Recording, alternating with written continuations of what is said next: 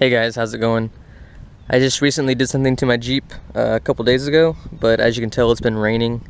Kind of feels like I've been in Seattle. I think it's rained for like the last 16 days in Central Florida. As some of you know, I run a refrigerator. I noticed when I first got it and I had a fresh battery in my Jeep, this thing could run 12 hours without me having to start the Jeep and recharge it. Now, for some reason, it seems like it's been shutting off after, I don't know, about 4 hours of not running the Jeep. I'm guessing that's a sign that my Jeep battery is getting weak or has a bad cell or something. But I've done something else to help that. I've recently added a solar panel and a charge controller to my Jeep, and that's to help offset not starting the Jeep very much. If I'm on a 12-hour shift and my Jeep's just sitting in the parking lot or sitting in my driveway, the solar panel is going to keep the battery topped off and keep the refrigerator on. This refrigerator senses the Jeep battery, and when it gets down 30%, it automatically shuts the refrigerator off. That way you still have power to start up your Jeep. I've never had a dead battery in my Jeep from the refrigerator or any accessory. That's a good feature for this refrigerator. I wanted the solar panel to keep the battery topped off. That way it doesn't go down 30% and the refrigerator does not shut off. I did notice when the refrigerator does shut off, every 30 seconds or so it tries to kick on, and then it senses it doesn't have enough power and it shuts off. So if you're not going to be in your vehicle for 2 hours, 4 hours, 12 hours, an entire day, that's a lot of wear and tear on that compressor, turning on and turning off, turning on and turning off. So that's the only thing I didn't really like about it. So I got the solar panel to reduce the wear and tear on the compressor, so it's not turning on and off whenever the battery in the Jeep does wear down. Something else that would be beneficial is running a dual battery system or having a deep cycle battery. I don't plan on keeping my Jeep very long, so I'll save that for the next vehicle that I purchase. So right now I just have one battery, just your average car battery, cold cranking amps. So anybody watching this video, this can benefit them, and you can do this as well. So right now, looking at the Jeep, you can't even tell I have a solar panel. The only people that would know are people that are in bigger trucks, semis, or if you're in a second story building or something. At the ground level, you can't even tell I have a solar panel, which is pretty nice. I ended up going with a 50-watt flexible solar panel. As you can tell, it's really low profile. I did that for a couple of reasons. It's a lot harder for people to see. It doesn't stand out as much.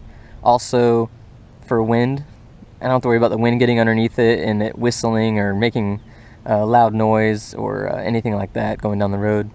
Also, going down trails, other than that little black piece where the wires come out, I don't have to worry about the branches ripping it or pulling it apart. It's pretty strong. There's videos of people standing on them when they put them on their RVs, so I don't think branches are going to be a problem just scraping by, other than that black piece where the wires come out. Other than that, it's been a pretty good panel. I've had it on here for a few days anyway, and even on days like this where it's cloudy, I'm still getting a solar charge. Right here, mounted on my airbox, is my solar charge controller. As you can tell right here, there's a little picture of a solar panel, and the arrow is flashing, which means I'm getting energy from the sun and it's being transferred to my battery. That light bulb right there is for accessories. They're supposed to get wired right here. I don't have any accessories run to it. I just have the solar panel going straight to the car battery to keep it topped off.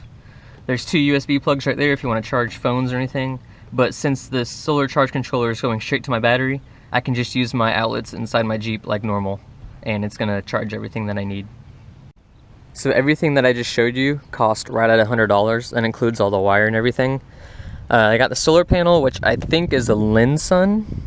I'll put it in the description underneath the video. I can't remember off the top of my head. I looked at so many solar panels over the course of on and off for a couple months, and it all just kind of ran together, to be honest with you. You can spend as little money as you want or as much money as you want.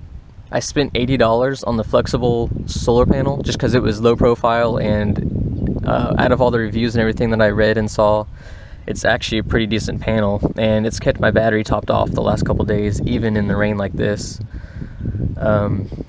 This is a really cheap solar charge controller. If you're not going to do anything crazy, I'd recommend this one. It was $17.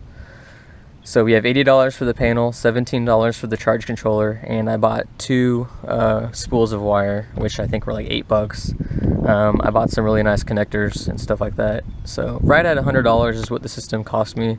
As of right now, I'd recommend it to anybody. I mean, I've only had it a couple days, granted, but my refrigerator has not gone into default mode or shut off. Not during the day. At nighttime, that's a different story, because obviously I'm not going to have solar energy pumped in my battery.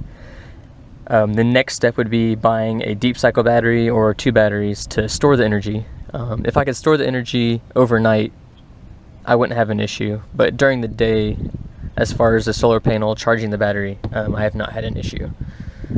This is still kind of new to me, so if you have any questions, I can help you out as far as problems I've run across.